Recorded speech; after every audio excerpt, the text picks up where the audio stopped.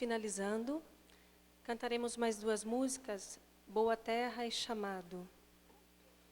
As melodias, as letras, elas são muito bem estudadas doutrinariamente. E este momento para nós, aqui no salão, é muito importante porque a gente está cooperando na preparação desse ambiente, embora a casa já tenha toda uma preparação. Então, contamos com a colaboração de todos, proporcionando um silêncio para que o palestrante, que cooperemos com o palestrante, não é verdade? Então, mais duas músicas, Boa Terra e Chamado.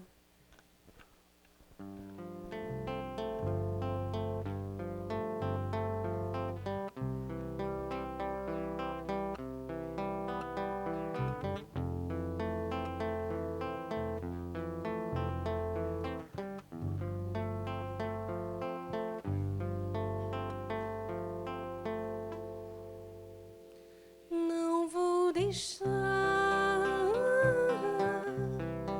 que o sol queime a semente que Jesus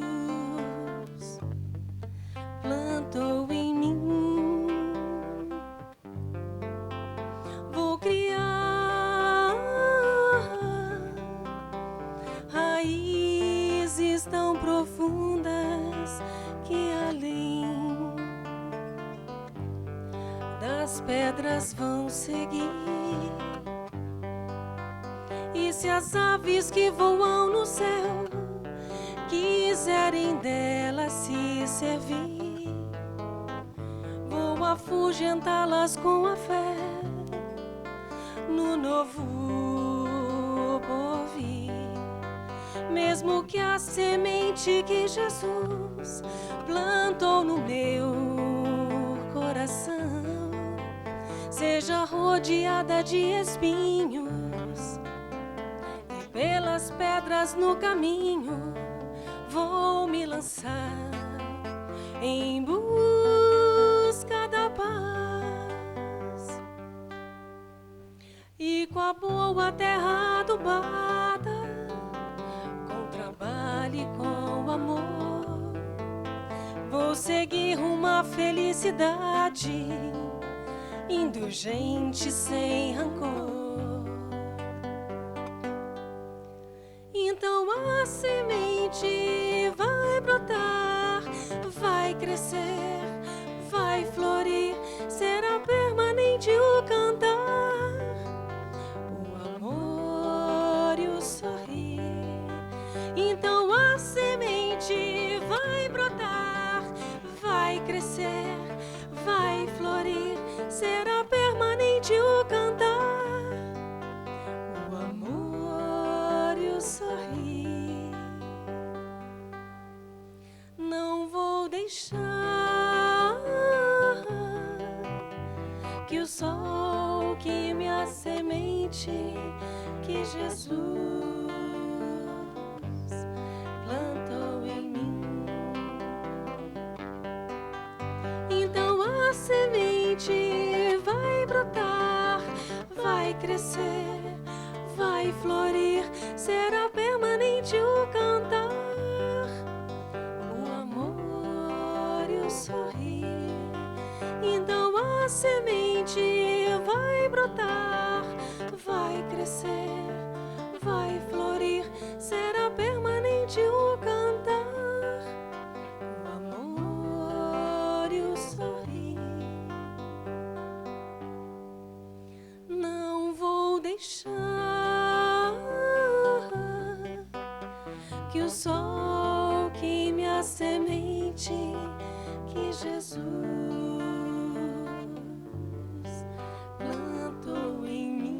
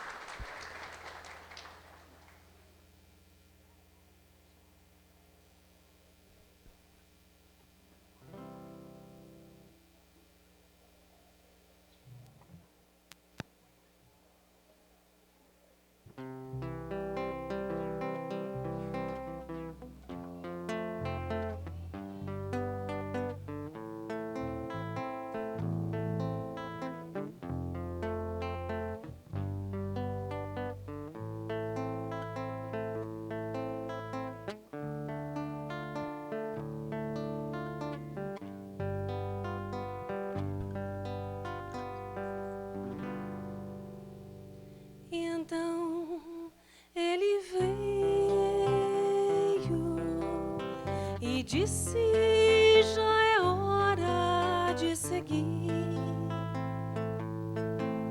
E indicou o caminho tortuoso, mostrou as pedras e os espinhos.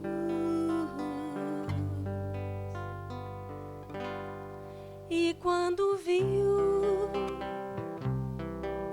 que o medo assolava os nossos corações, nos fez olhar o sol atrás dos montes, só disse: confiem e vão. E então ele veio e disse: já é hora de seguir. E indicou o caminho tortuoso, mostrou as pedras e os espinhos. E quando viu que o medo assolava os nossos corações, nos fez olhar o sol atrás dos montes, só disse: confiem e vão. E então viemos,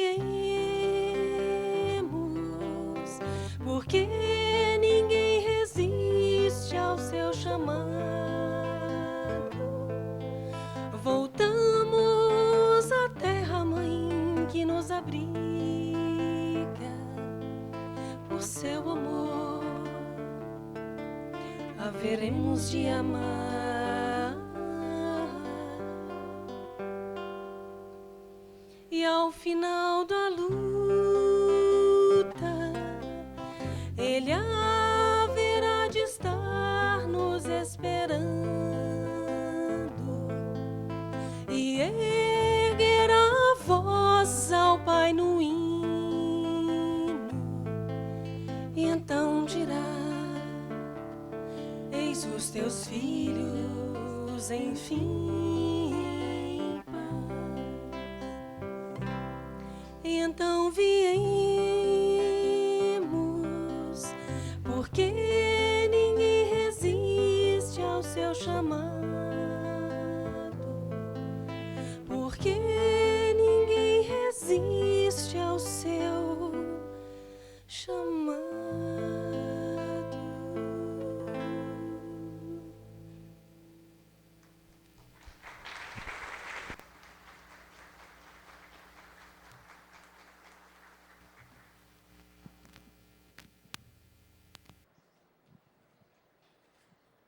Bom dia a todos. Sejam todos bem-vindos à nossa casa, como todos os domingos. E que bom que a gente pode estar aqui nesse ambiente fraterno, preparado com muito carinho, muito amor pelos benfeitores espirituais, e onde a gente vem receber tantos esclarecimentos, adquirir tantos conhecimentos também, né, importantes para a nossa vida. Vamos, então, agradecer a Deus, nosso Pai, por essas oportunidades e esses momentos tão importantes em nossa vida. Que possamos usufruir da melhor maneira desses ensinamentos que são trazidos até nós por companheiros dedicados, que dividem conosco seus conhecimentos. Que possamos estar com nossas mentes e nossos corações disponíveis para o aprendizado dessa linda manhã de final de agosto. Graças a Deus. Todos já desligaram o celular, né? Para que a gente possa ficar bem atento à palestra. Quem está conosco hoje, Dr. Ciro Fumagalli, um grande trabalhador da nossa casa, divulgador da doutrina espírita há muitos anos, e hoje ele vai nos falar sobre o tema Vigiai e Orai. Com a palavra, Dr. Ciro.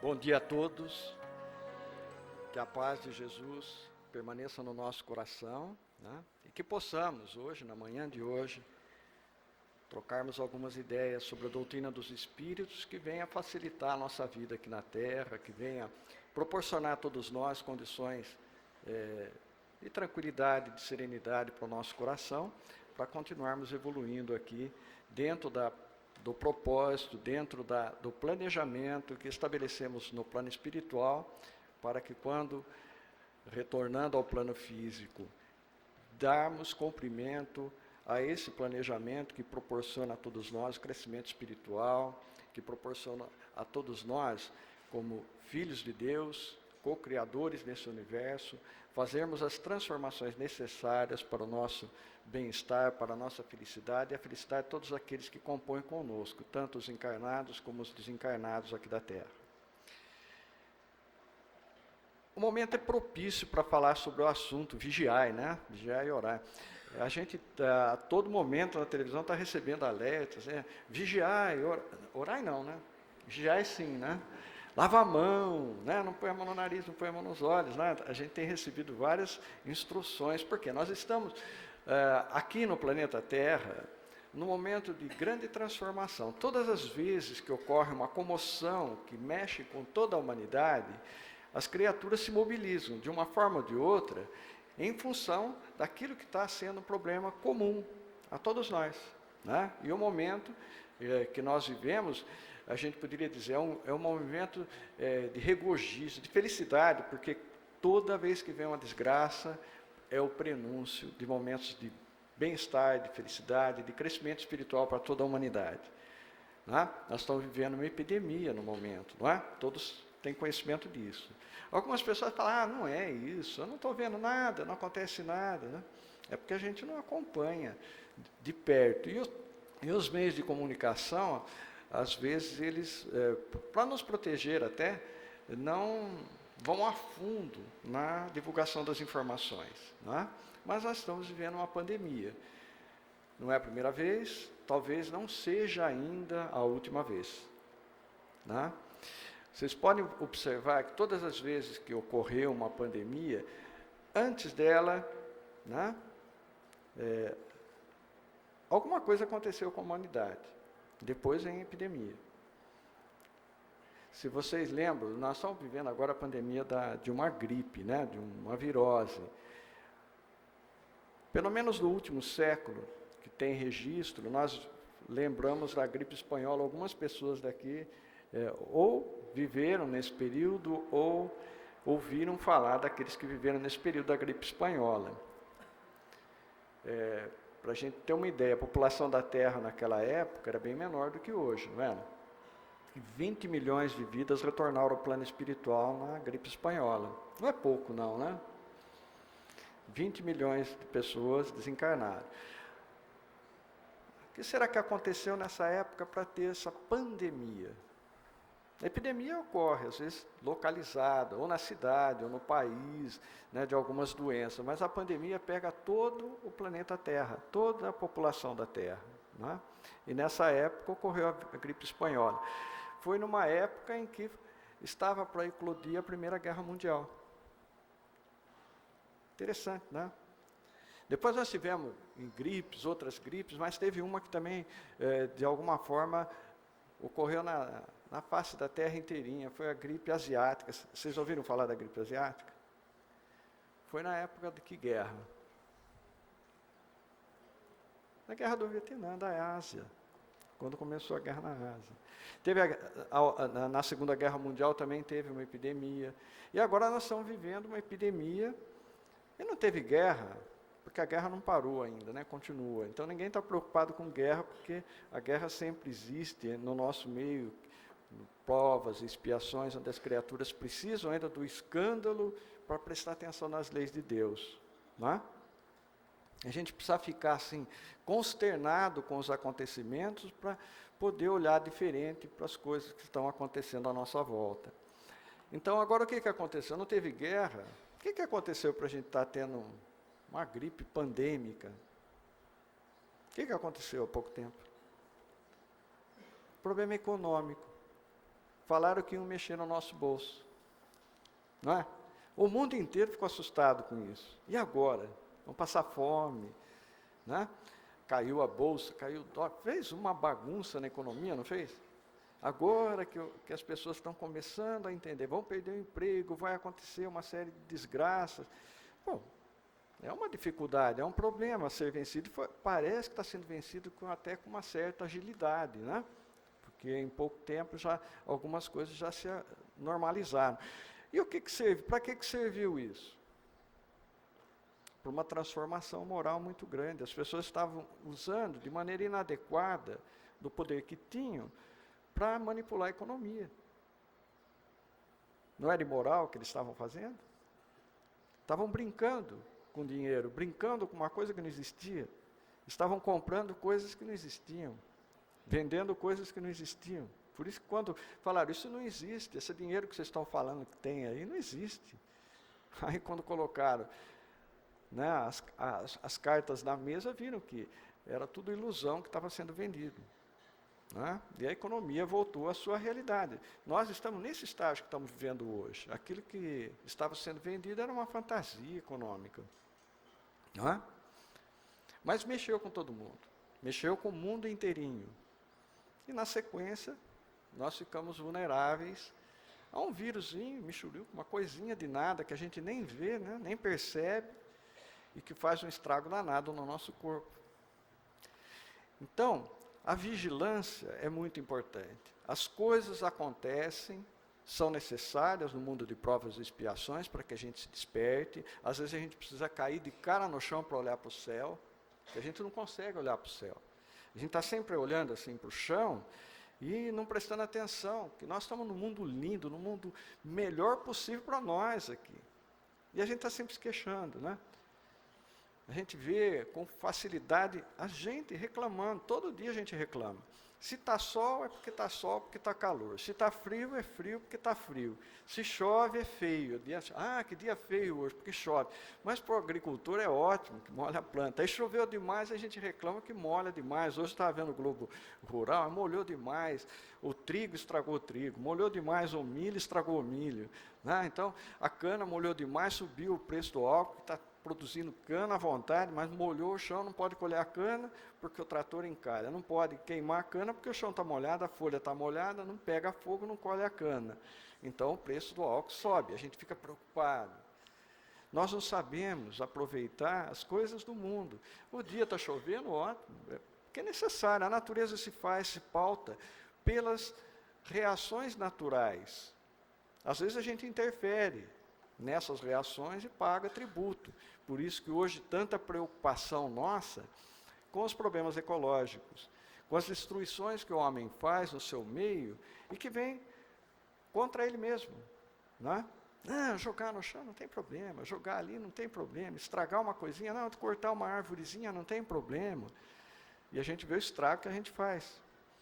Na minha infância, né, faz tempo já, meu pai me levava a passear em Piracicaba, e eu vi o pessoal pescando ali no rio Piracicaba, na cachoeira do rio Piracicaba, pegava cada peixe ali, dourado, jaú. Os que têm a minha idade sabem do que eu estou falando, né?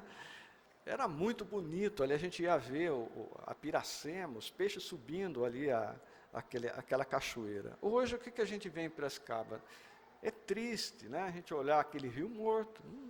Agora está voltando, porque as cidades tomaram consciência que tem que tratar o esgoto doméstico. Então, eles estão melhorando um pouquinho as condições daquele rio. Eu acredito que se eles fizerem mesmo as modificações que precisam ser feitas para a gente ter um saneamento adequado, em pouco tempo aquele rio vai ter peixe novamente. Né? E a gente vai poder levar nossos filhos, nossos netos, para ver a Piracema, que é tão bonita. Né? Para Sununga também fui várias vezes, a gente viu os peixes Fazia até barulho do peixe ali, aquela quantidade de curimbatá enroscada ali nas pedras para subir aquela cachoeira ali em Ema, em Pirassununga. Hoje a gente tem os rios quase que totalmente destruídos. Quem viveu mais tempo diz que no Tietê pegava jaú ali no Tietê. Em São Paulo o pessoal pescava ali no rio Tietê. Hoje quem passa lá fica até assustado com o que desce no rio Tietê, né? Desce de tudo ali. É um verdadeiro esgoto, né? Um lixão. A quantidade de garrafa que a gente vê. Eu fui passear, levei ela não, mas as mais velhas eu levei aqui em Salto, quando eu mudei para Campinas, passear em Salto. Vocês conhecem Salto aqui pertinho, né? Itu, Salto. Ali tem uma cachoeira. E a gente viu os pescadores pegando dourado ali naquela cachoeira, perto da usina que tem ali. Tem uma usina hidrelétrica antiga ali. Hoje vocês vão lá, vocês sabem o que vocês vão ver lá? Montanhas de garrafas PET flutuando na água. Essas garrafas de refrigerante que a gente joga fora e que o pessoal joga no rio. Tudo tem um reflexo. A gente fala, não tem importância, isso não tem nada a ver comigo. Eu não estou lá, não fui eu que joguei. Mas a gente joga o lixo. Não joga? Joga fora o lixo. A gente não cuida do nosso lixo, nós não reciclamos o nosso lixo. Nós jogamos tudo junto no saquinho de lixo. E o saquinho de lixo também é um veneno para a natureza. Não é?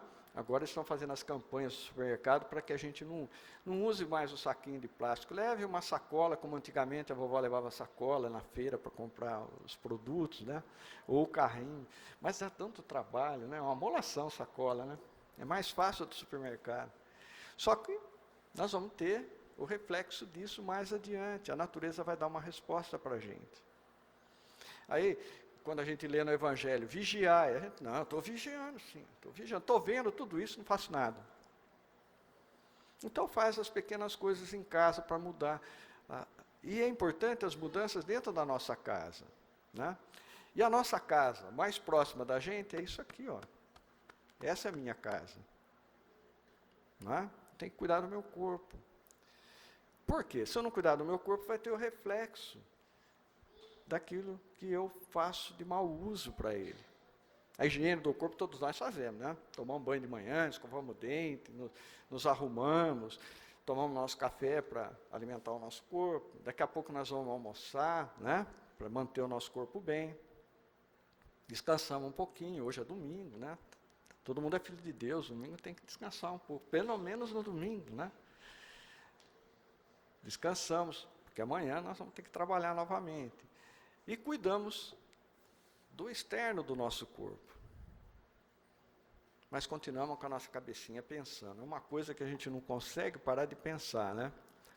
E os nossos pensamentos mobilizam não só as nossas ideias, as nossas reflexões, aquilo que nós aprendemos ou aquilo que a gente pretende aprender, aquilo que nós já sabemos e aquilo que a gente pretende ensinar, mas também eles veiculam, eles conduzem também outros elementos ao nosso pensamento.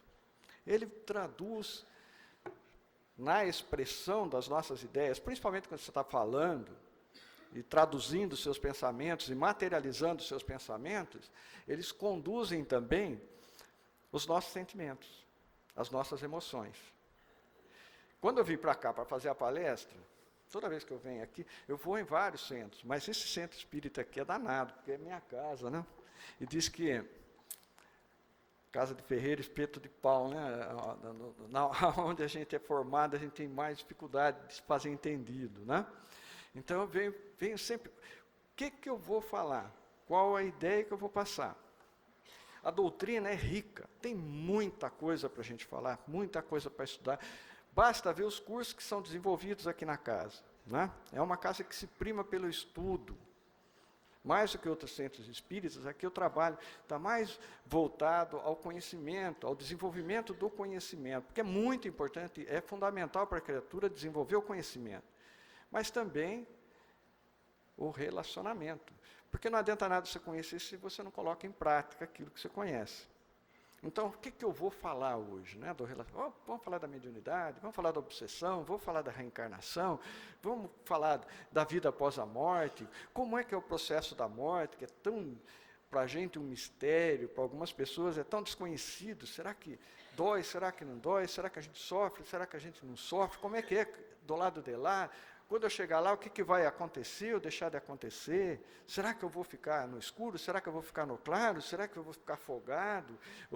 A gente se preocupa muito com a morte, né? E outros assuntos, né? Será que eu vendo as penas e gozos terrestres, será que isso tem a ver com o meu comportamento ou não? O que eu estou fazendo ou deixando de fazer para ser mais ou menos feliz aqui na Terra? Tem tanta coisa importante para o nosso crescimento, né, na doutrina. E o Círio veio para cá preocupado no que falar. E como a ordem do momento é um flagelo, né, um flagelo destrutivo, porque está causando problema, 40% das pessoas que estão desencarnando são saudáveis, não é pouca gente, né? Então, não é só aqueles que estão vulneráveis. 40% dos saudáveis estão sofrendo o assédio de um vírusinho, michuruca, que disseram que não é tão letal, e está sendo letal. Então, o que eu vou falar para vocês? Tem que lavar a mão? Vocês estão vendo na televisão.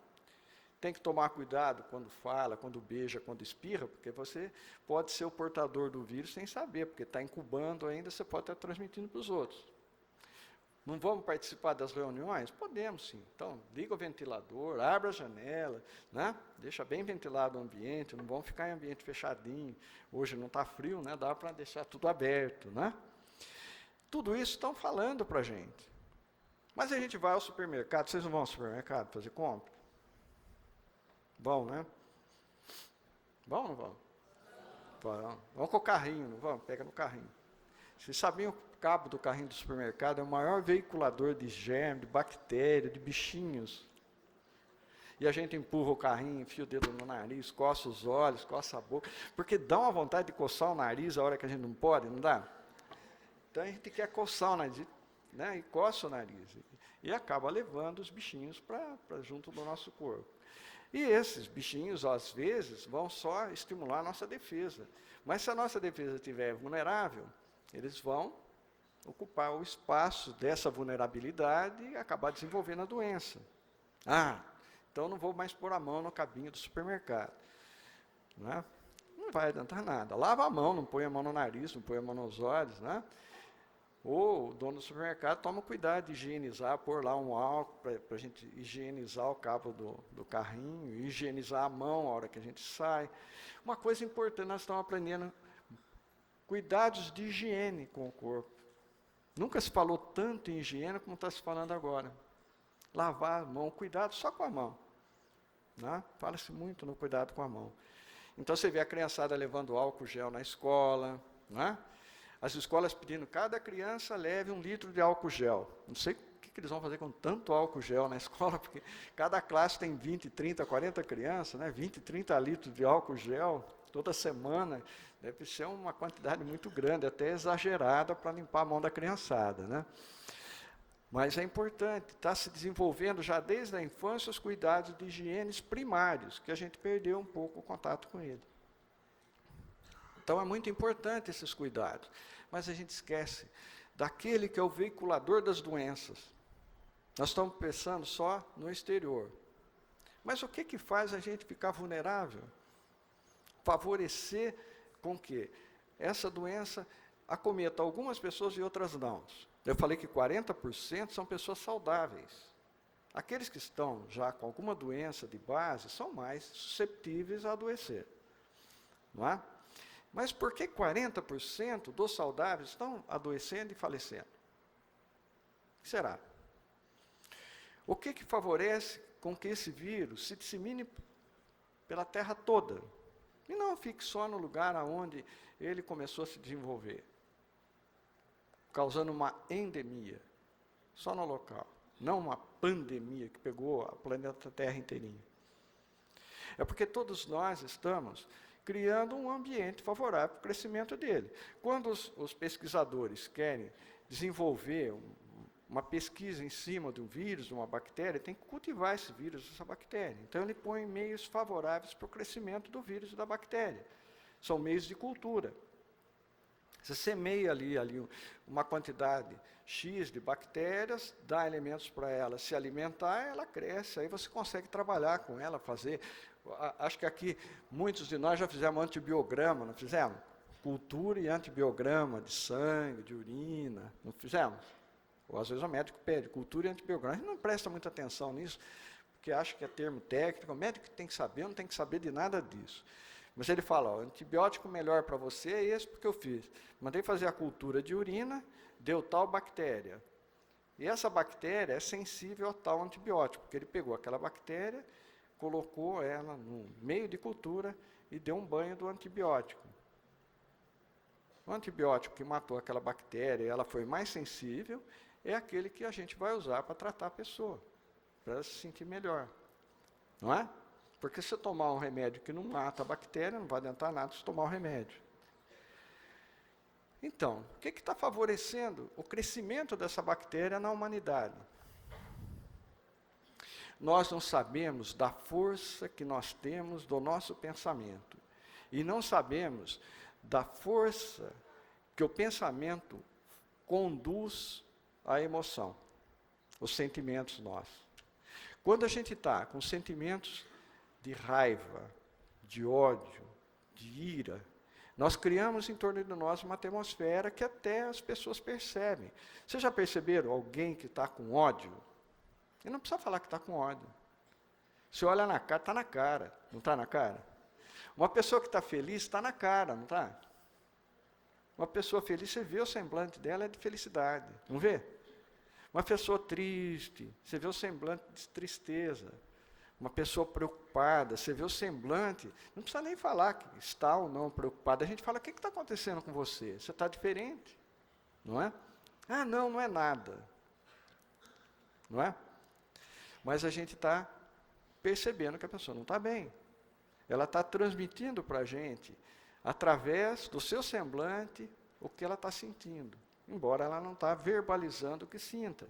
Mas quando a gente está pensando, e como aconteceu agora, nós ficamos pensando no problema econômico, e a humanidade inteirinha pensou que esse problema econômico podia trazer uma série de problemas para a gente, de ordem qual? De tirar um pouco a nossa estabilidade, o nosso conforto, as facilidades que o problema econômico, ou a economia, favorece para a gente. É bom ter um pouco de dinheiro, para ter um pouco de conforto, de comunidade, não é?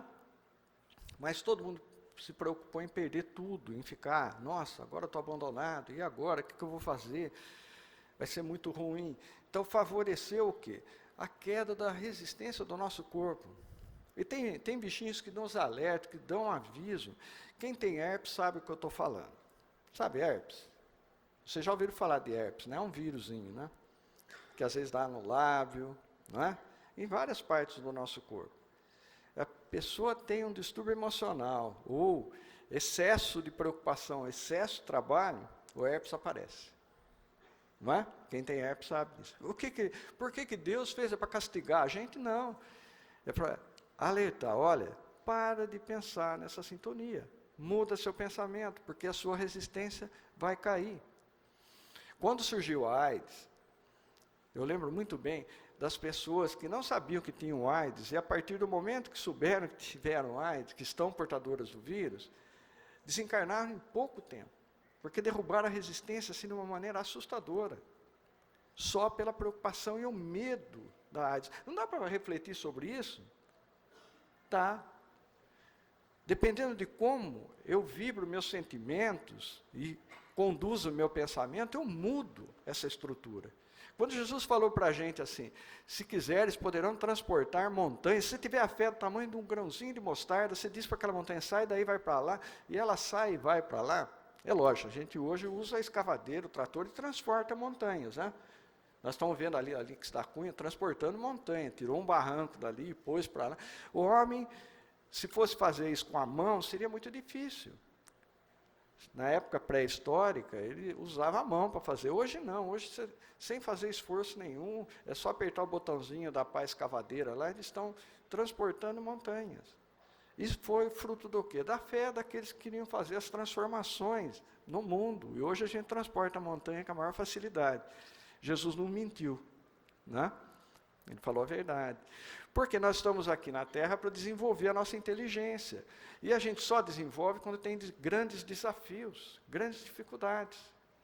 Senão a gente fica acomodado assistindo o Faustão, sentado assim, televisão, comendo bolacha, né? Dormindo, né?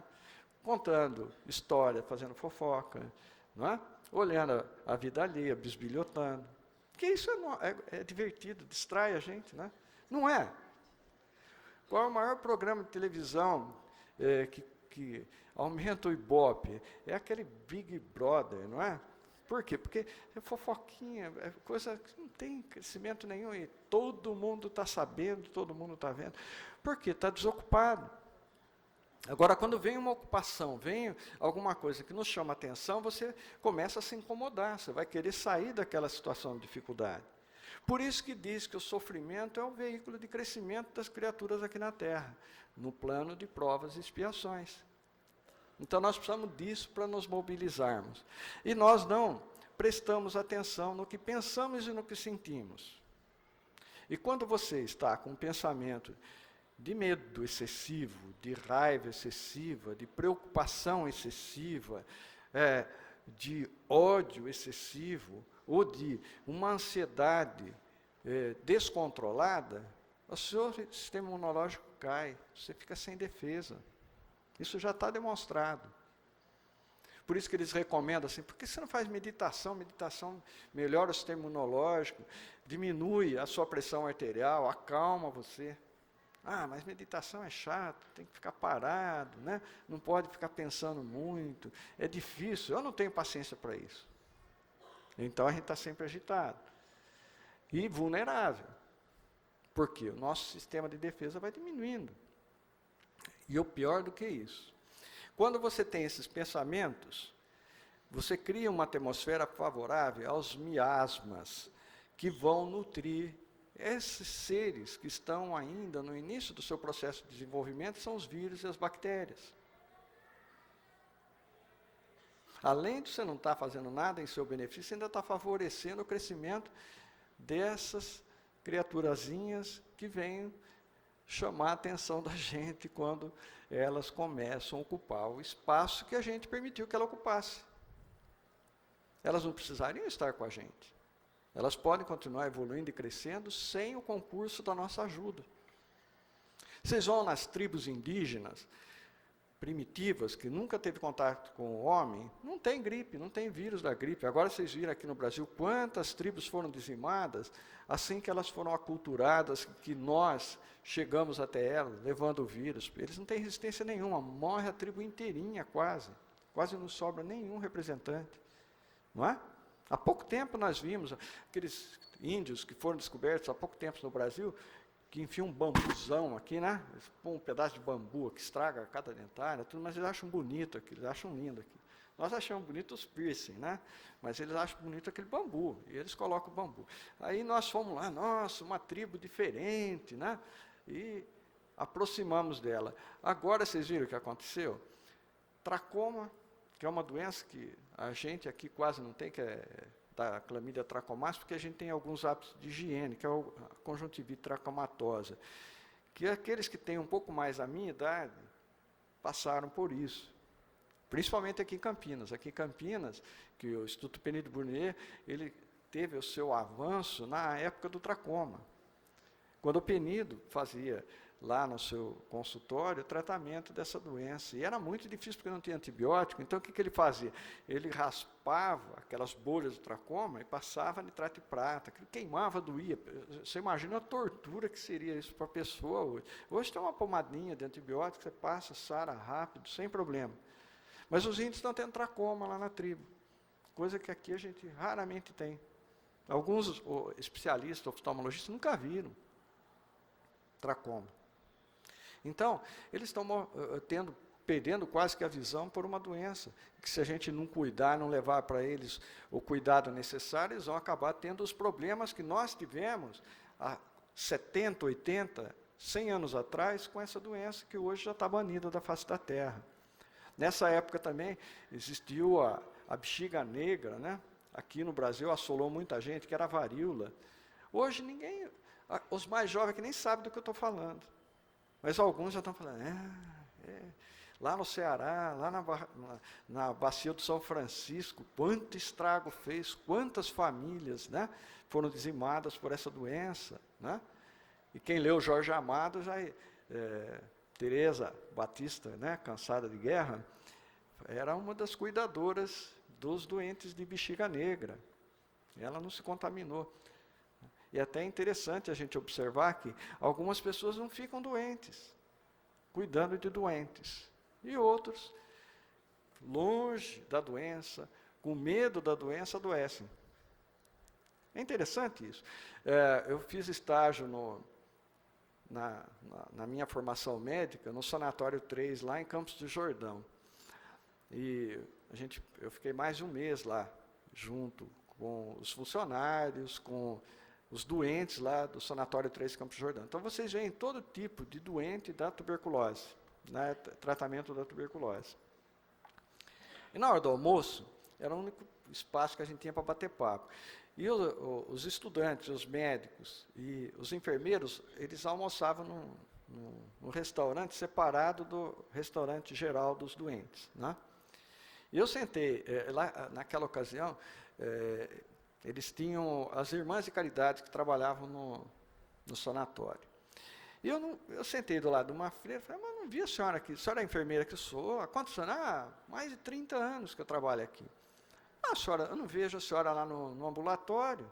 Não, é que eu trabalho no isolamento. Falei, no isolamento a senhora trabalha? Isolamento é onde a gente coloca os doentes que portam a doença de uma maneira que os medicamentos, os tratamentos que nós podemos oferecer, não conseguem combater. A bactéria, o vírus, ela é tão violenta que os remédios, que os cuidados, a gente não consegue, a não ser isolando o paciente e deixando a própria natureza, e a gente fazendo os cuidados necessários para que ele não venha a morrer, que a própria natureza se encarregue de destruir o bichinho. Eu falei, mas lá não é proibido frequentar lá? Eu sei que é. Os médicos, eu não podia entrar, como estudante, não podia entrar nesse setor. Mas os médicos, quando entravam, se paramentavam, usavam luva, todo paramentado para entrar naquele setor. E para sair, a mesma coisa, todos os cuidados de higiene para não levar para fora aquela bactéria. E ela trabalhava lá. E o cuidado que a gente tomava, quando você entrava no sanatório, era fazer um teste para ver se teve ou não contágio com o bacilo da tuberculose. Então, eles faziam, né, o teste que a gente chama de PPD, ou teste Mantoux, fazia aqui na pele da gente e via se tinha uma reação. Né? Então, todos que chegavam no hospital faziam esse teste e, quando ia embora, faziam o teste. Então, nós éramos obrigados a fazer, fizemos os testes. Ela falou, eu sou obrigado a fazer esse teste também todo mês, como todos vocês. Só que nunca deu reação. O corpo dela nunca teve contato com o bacilo da tuberculose, porque não dava reação nenhuma. Porque aquele que teve uma vez na vida o contato, ele vai ter sempre uma reaçãozinha. Aquele que está doente vai ter uma reação zona, né? Porque o sistema imunológico reconhece o bichinho ali. Né? Ela nunca teve reação nenhuma. Eu falei, mas a senhora trabalha lá? E os médicos, além de eu fazer o Mantoux, tem que fazer radiografia todo mês. E não tem nada. E ela cuidava dos doentes, trocava os doentes, tomava os cuidados para não se contaminar. Não ia lá pôr a mão nos excrementos do paciente e passar no corpo dela. Isso ela não era imprevidente, ela era cuidadosa, mas nunca teve nada. E há 30 anos trabalhando com doentes. O que significa isso? O sistema de defesa dela estava pronto para defendê-la, mas o organismo dela estava protegido, tinha um campo energético, vibracional em torno dela, que impedia até a aproximação do bichinho num contágio, não numa doença, só no contágio. Ela nem isso desenvolveu. A gente sabe que o nosso campo de vibração atrai ou repele, não é? Às vezes a gente está com o nosso pensamento numa faixa vibratória e atrai criaturas que pensam na mesma faixa vibratória. Ciro, como é que é isso? Eu vou falar para vocês como é que é. Vocês mudam de cidade. Vão para uma cidade que vocês não conhecem ninguém na cidade. Então, vocês vão trabalhar e viver nessa cidade. A gente tem que se socializar, né? Aqui em Campinas, é muito grande, a gente não consegue se socializar com a comunidade todinha. Mas numa cidade pequena, quase todo mundo conhece todo mundo, não é? Uma cidade de 10, 15 mil habitantes, quase todo mundo conhece todo mundo. E você chega numa cidade pequena e não conhece ninguém na cidade. Então fica estranho, você cumprimenta, dá um sorriso, bom dia, boa tarde, né? A gente quer se enturmar, não é? Eu estou morando lá naquela cidade, estou sozinho, se acontecer qualquer coisa, eu conhecendo alguém pode me indicar o recurso que eu preciso numa emergência, não é? Eu não conheço a cidade. Mas um dia, um belo dia, vai ter uma festa na cidade e você é convidado para ir a essa festa. Você não conhece ninguém. Então você chega na festa, a festa já está começada, e você chega na festa. Como é que você vai se enturmar na festa? Você precisa se enturmar. Então tem um grupinho lá, discutindo futebol. Tem um grupinho contando piada, porque é fácil ver o grupo que conta piada, não tem? Porque quando eles contam piada, você vê, tá aquele silêncio, daí, e dá risada. O futebol é fácil também, você vê, xinga, grita e fala do time, não é assim? É acalorado a discussão de futebol. Quem está fazendo fofoca, você sabe que é aquela que vai, né? Você sabe o grupinho da fofoca. Quem está discutindo política, também, você vê lá, é o jeito próprio dos políticos. Você fala, a que grupo que eu vou me aproximar? Ao grupo que eu tenho afinidade. Então eu falo, bom, eu sei contar piada, eu vou para o grupo de piadeiros, não é? E como é que eu vou me enturmar? Ou se eu conto piada, ou se eu gosto de política, ou se eu gosto de fofoca, ou se eu gosto de, sei lá, eu me aproximo do grupo que eu tenho afinidade, porque eu sei como lidar com aquilo. E no grupo de piada, por exemplo, como é que você se enturma? Você vai lá, fica pertinho de todo mundo que está contando a piada. Então você chega perto, né? Ninguém presta atenção em você, porque está contando piada, está prestando atenção na piada, né? Então lá a pessoa conta e todo mundo dá risada. Mas ninguém está prestando atenção em você, então tem que chamar a atenção para você.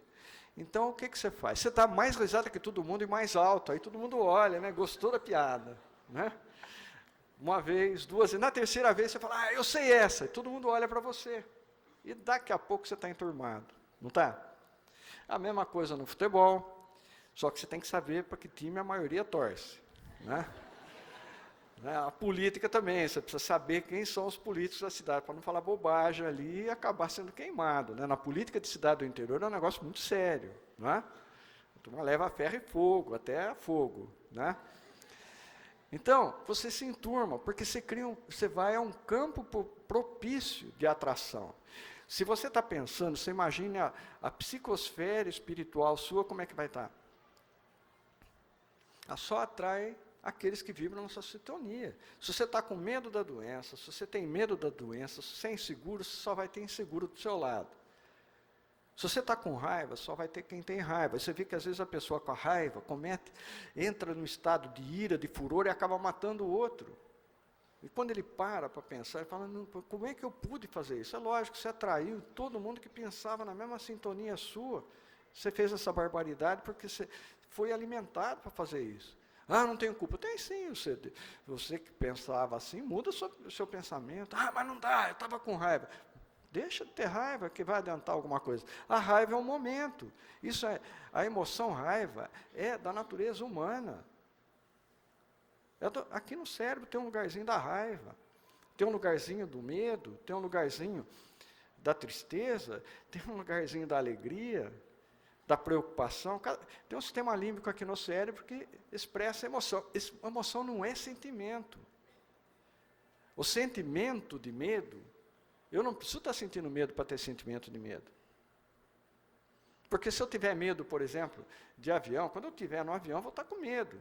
Mas se eu começar a ter sentimento de medo agora, eu não estou no avião, por que eu estou com medo? Isso é sentimento de medo, não é emoção. Quando eu estou em pânico, que é o medo exacerbado, que eu perdi o controle do medo. Quando eu estou em furor, eu perdi o controle da raiva. E eu tenho como conduzir isso, eu posso desacelerar essa emoção, não a transformando em sentimento. E agora a gente está desenvolvendo em torno de nós o sentimento do medo, do pânico. E agora? Eu vou ficar doente? O nosso sistema imunológico diminui, nós criamos uma atmosfera favorável para atrair quem tem medo e a gente acaba criando em torno de nós um ambiente doentio. E a doença, ela só toma conta do nosso corpo quando ele está vulnerável. Não é castigo de Deus, somos nós que abrimos espaço para que ela venha. E ela não vem como castigo, ela vem como um instrumento de despertar a gente. Mas por que eu estou com isso? Então você vai atrás e resolver isso. A partir do momento que você consegue resolver, você aprendeu, nunca mais vai passar por aquilo. Não tem necessidade. Mas o câncer é assim. É assim, é a mesma coisa. Mas existem doenças que são, pelo menos quando a gente estuda a doutrina, que são doenças que eu trago de vidas anteriores que eu tenho que expurgar. Mas esse é um número muito pequeno. A maioria das doenças, nós mesmos geramos para a gente aprender a trabalhar com o nosso pensamento, com as nossas emoções, com os nossos sentimentos. E agora estamos tendo uma oportunidade muito grande de mudar a nossa postura, não só de higiene física, mas de higiene mental. Trabalhar os nossos pensamentos. E como é que eu vou mudar a minha psicosfera? Mudando o meu pensamento, traduzindo nesses pensamentos os melhores dos meus sentimentos. Eu tenho problemas físicos, mas eu não preciso viver mostrando esse problema físico só para ter dó de mim mesmo, ou fazer com que as pessoas se compadeçam de mim. Coitado. É comum isso, olha só. Veja se eu tenho ou não razão. Às vezes você chega para a pessoa, fala, oi, bom dia, como vai? Tudo bem? Tudo bem. Mas, pronto, aí você espera que venha a bomba. Mas a minha vizinha do outro lado, do outro quarteirão, e aí a gente mostra um quadro tétrico, destruidor. E como é que vai a sua saúde? Estou muito bem, mas ontem estava com uma dor aqui nas costas, anteontem estava com dor no dedo, mas e hoje, como é que você está? Hoje eu estou bem. Mas por que fica sofrendo doença que já passou, já foi embora? Ontem a dor das costas era porque você ficou lá muito tempo sentado assim, em televisão, ou ficou passando roupa demais, ou ficou lá estendendo roupa, ou varrendo, ou lá no seu serviço trabalhando de um modo inadequado, machucando seu corpo, ou com a cabecinha ocupada com coisas que acabaram trazendo problema para você. O estômago ficou queimando, porque ficou com raiva, porque não conseguiu fazer tal coisa, ou guardou ressentimento, ou guardou mágoa. Isso tudo é doença, não é? É só falar, eu estou com gastrite, nervosa. Para de ficar nervoso. Mas lá no meu serviço, se ajeite, se acomode. Por que ficar brigando com o chefe? Não vai adiantar nada. Faz seu serviço. Mas ele fica azucrinado. Não presta atenção no que ele fala. Ciro, parece fácil, mas vai lá ficar no meu lugar para você ver como é bom. Vai viver com a minha sogra, com o meu sogro, com o meu filho, com o meu irmão. Vai lá, vê se é bom. Um filho que lá está desarvorado, lá, envolvido com tóxico, com droga, com não sei o quê, que tormenta dia e noite. Vai lá viver com ele. Mas tem alternativas, tem saída. E todos nós temos problemas. A gente, como médico, a gente tem a oportunidade de ouvir as pessoas contando os seus problemas, e a gente vê claramente onde está a doença. Mas não está na injeção, nem no comprimido, nem no remédio, nem na cirurgia ou tratamento. É a pessoa que tem que mudar. Ela mudou, sara. Não sara. Tem muita gente que vai na Aparecida do Norte, olha lá, põe a mão e sai andando, sai curado. O que é isso? Tinha doença? Tinha doença na alma. A doença do corpo sarou. Quando Jesus falava, vá em paz, né? Não peques mais, porque não te suceda pior, tantas curas que ele fez não fez milagre nenhum. Ele simplesmente falou, muda a sintonia do seu pensamento. Olhe a vida diferente. Coloque o sentimento do amor nos seus pensamentos. Faça tudo com amor. Mas eu não sei como é que é amar. Eu confundo amor com paixão. Chega para paixão, né? Você sabe o que é paixão? É paixão de Cristo, né? Então Cristo está, paixão. Não é isso. Paixão é sofrimento. Por quê? Está mexendo com o quê? Com os embriões do sentimento, com o apego nosso, que lida não com os sentimentos elevados, mas com os sentimentos inferiores, embrionários. Que é os sentimentos que traz. Paixão dá trabalho, viu, gente? Então não se apaixone, viu? Olha a pessoa e ama a pessoa. Porque o que é o amor? O que difere a paixão do amor? A distância é muito grande. Porque o amor é devotamento. Uma pessoa devotada está amando. Quando ela faz aquilo que ela faz todo dia com devotamento, ela está exercitando o amor. Quando ela faz contrariada, não está desenvolvendo o sentimento do amor.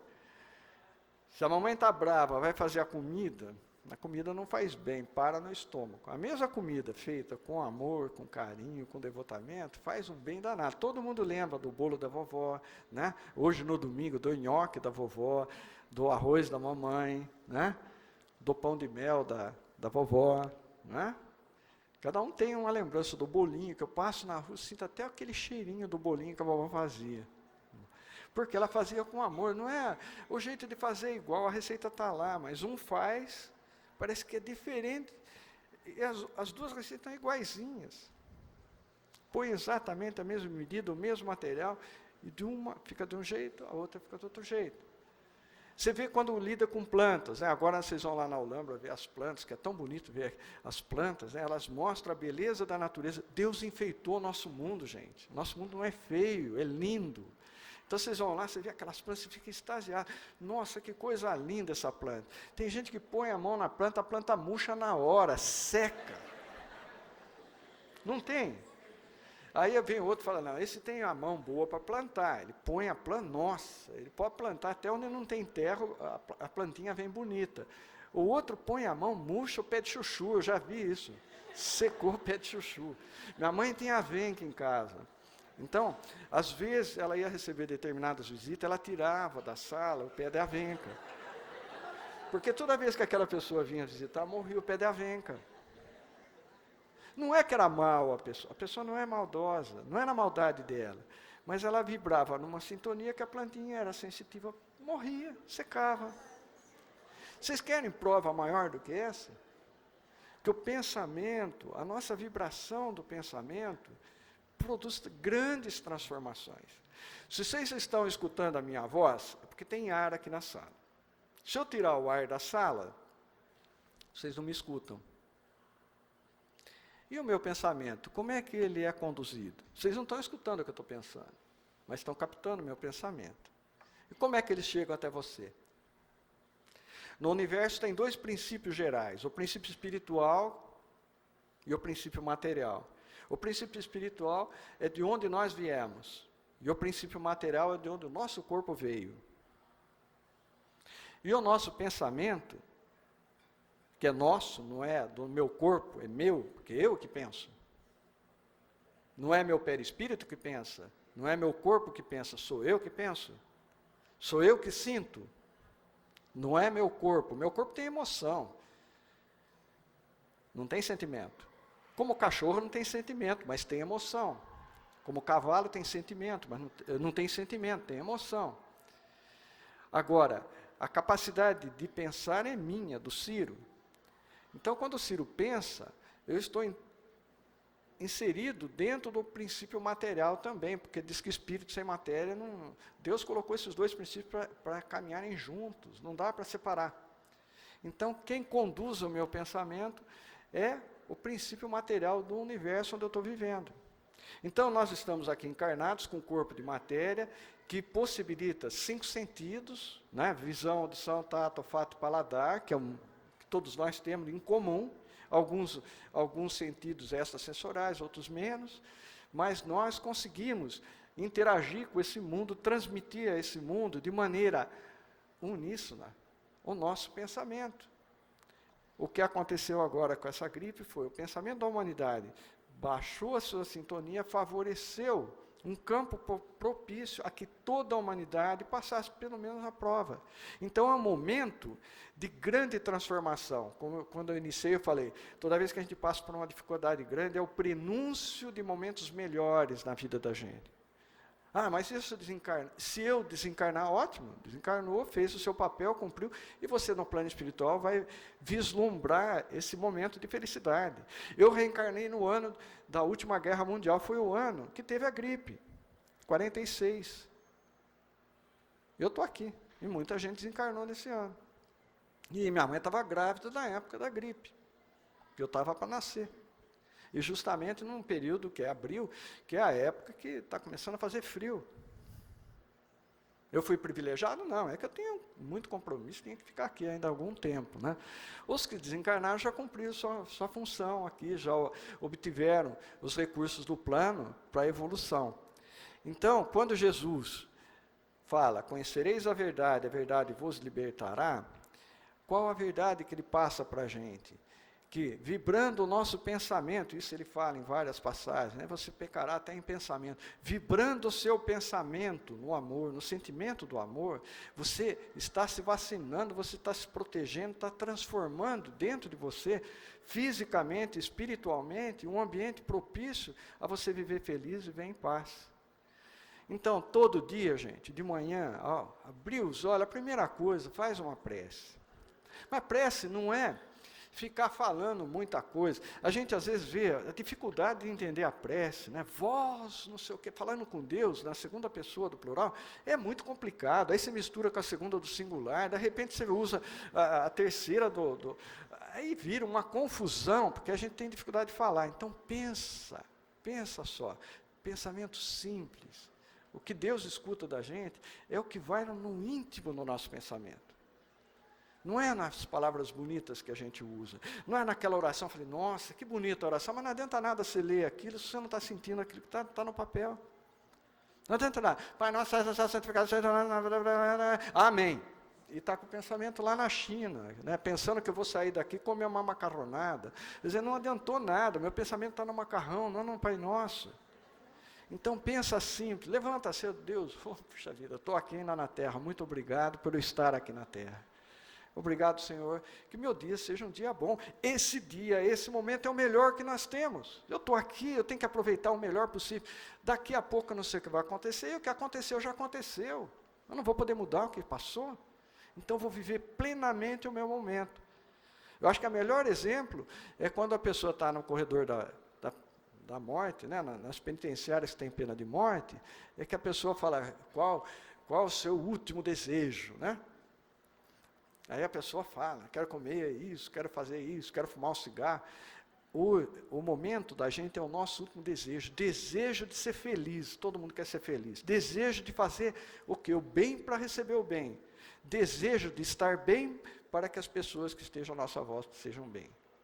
Então a nossa prece é essa, de manhã, e ao deitar, Senhor, agradeço o dia que eu tive, com todos os percalços que me ajudou a refletir sobre o que eu tenho que melhorar, o que eu tenho que fazer, para melhorar esse mundo e para me melhorar, e com todas as facilidades que o mundo me proporcionou para eu estar aqui hoje, né? Bem, vivendo, e vou dormir feliz, e que eu possa, em desdobramento, durante o sono, me reencontrar com a minha família espiritual, com os meus amigos, continuar aprendendo e revendo o meu processo de evolução desse período reencarnatório que eu estou vivendo. Então, não esquecer de orar pela manhã e à noite, pelo menos. Ou então, ore o dia inteiro. O dia inteiro. Tudo que você está fazendo, faça com bom pensamento. E o que mobiliza esse pensamento nas grandes transformações é a nossa força de vontade.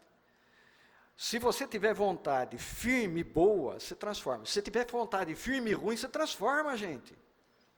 Ou não? Vocês não acreditam que a pessoa pode fazer o mal? Pode, e faz. E olha, e tem força para isso. Vê a última guerra mundial aí, nós temos um exemplo. Quando a pessoa pensa no mal, ele faz. E olha como faz. E é criativo, gente. E assume um bruto compromisso, mas faz. Então, se o nosso compromisso é com o nosso crescimento espiritual, com a nossa felicidade, façamos a felicidade e o crescimento espiritual das outras pessoas, porque nesse exercício nós estamos nos beneficiando. Eu sempre digo que aquele que aprende mais é quem ensina, né? Os melhores aprendizes são os professores, porque no exercício da sua profissão, eles estão reeducando a si mesmo.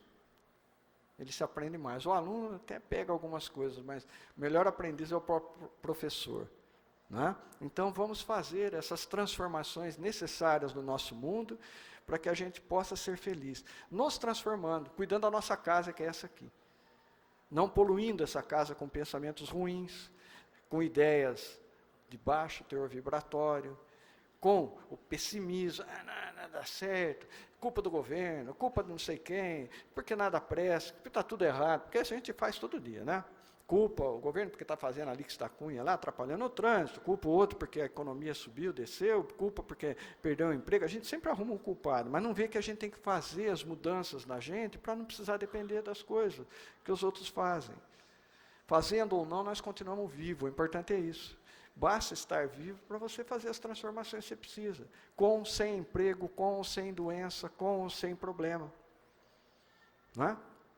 Então, eu agradeço a oportunidade de trocarmos umas ideias na prática que a doutrina dos Espíritas nos oferece, para que a gente encontre momentos de confraternização, e agora o centro vai oferecer para todos nós aí, no final de semana de 12 de setembro, né, uma confraternização, na oportunidade de ver informações que traduzem conhecimento e aprendizado para todos nós, mas também de convívio, de troca de ideias, de momentos de conversar sobre coisas importantes para o nosso crescimento espiritual. E no dia a dia, traduzirmos os nossos melhores pensamentos, a nossa boa e firme vontade em transformar esse mundo num mundo de saúde, de bem-estar, de felicidade para todos nós, encarnados e desencarnados. Muito obrigado a todos e que a paz esteja no coração de todos nós.